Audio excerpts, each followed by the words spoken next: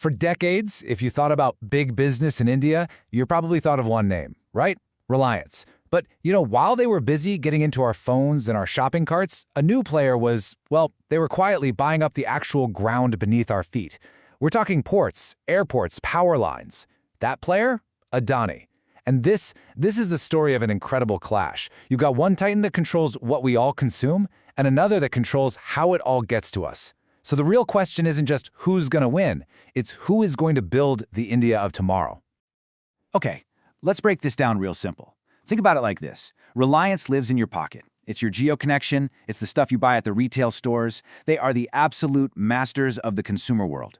Adani? Well, Adani's the invisible giant. They own the port that your phone probably shipped through, the airport you might be flying out of, and the power grid that's charging your device right now. So you've got two completely different empires with one single shared ambition: to own India's future. All right, so here's our game plan for breaking down this massive story. First, we're going to rewind and look at their origins, because their starting points could not be more different.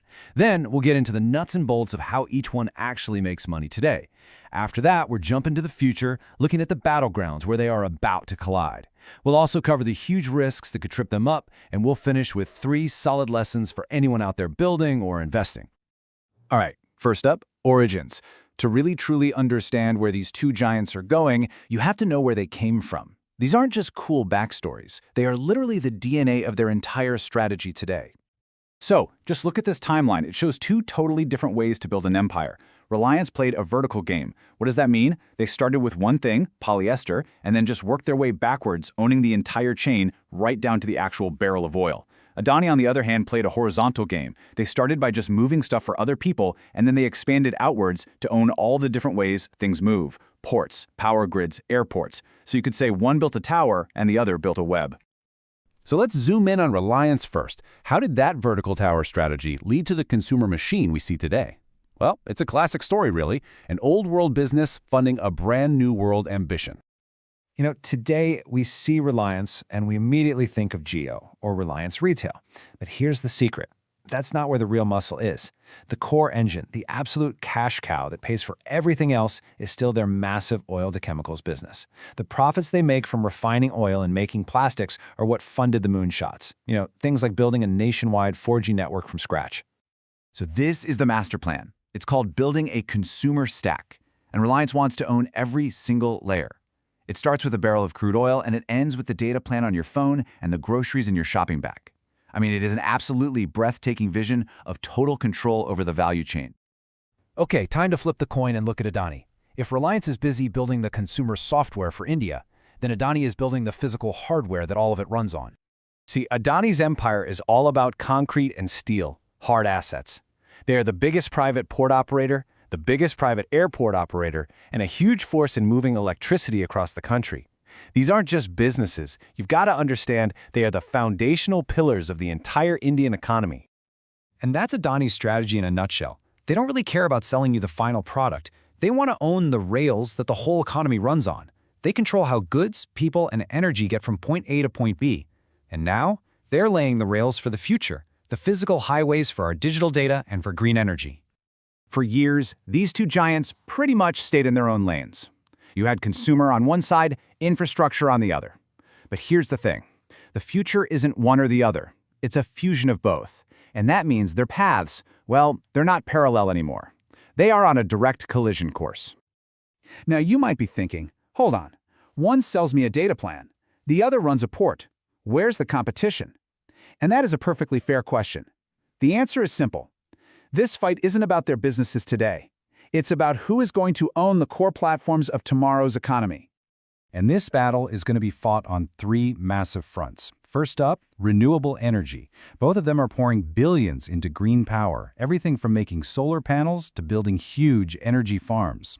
Second, data centers. The cloud has to live somewhere, and both of these guys want to be the landlord. Reliance is using its massive fiber network, while Adani is building data centers right next to its ports.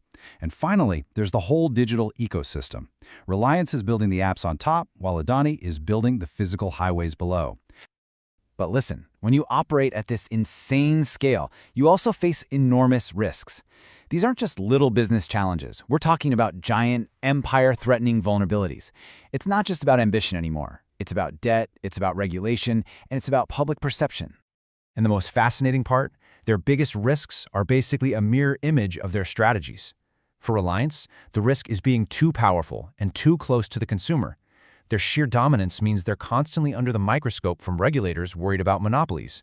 For Adani, the risk is the incredible speed of its growth. Its rapid, debt-fueled expansion raises nonstop questions about financial stability and corporate governance. And that really is the key takeaway on risk. It all boils down to this. Scale brings power, sure, but it also brings a giant magnifying glass. When you're this big, you can't hide anymore. Every loan, every single deal, every decision gets scrutinized. And that scrutiny itself becomes one of your biggest business risks. So, what can we take away from all this? Beyond the big headlines, what are the actual lessons we can learn from these two giants? We've boiled it down to 3 powerful takeaways for any founder or investor watching this. Okay, lesson 1, pick your stack. Are you building the consumer-facing apps like Reliance, or are you building the underlying infrastructure like Adani? Both create incredibly powerful competitive advantages. Lesson 2, cash cows fund moonshots. You have to use the profits from your stable, boring business to pay for your ambitious bets on the future. Reliance's oil profits built Jio. Adani's port profits are building its green energy empire. And lesson 3, maybe the most important, think in decades, not quarters. These empires were not built overnight. Their vision is long-term, and it's a powerful reminder that real value is a long game. I know that was a lot to process, so I've put all the key diagrams and these 3 lessons into a simple slide deck and a 1-page infographic for you. The links for both are right down there in the description. But first, please stay for this one final point, because it really reframes this entire story. So in the end, maybe the question we've been asking, who will win, is the wrong question. The real question is, what kinds of new opportunities are being created for all of us? Whether it's Reliance or Adani building the new rails for India's future, the biggest wins are going to go to the people who build the next generation of incredible businesses that run on top of those rails.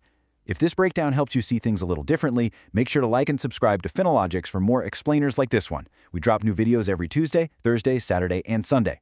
अगर video पसंद आया तो like और subscribe करें हर मंगलवार, गुरुवार, शनिवार और रविवार को. For decades, if you thought about big business in India, you probably thought of one name, right?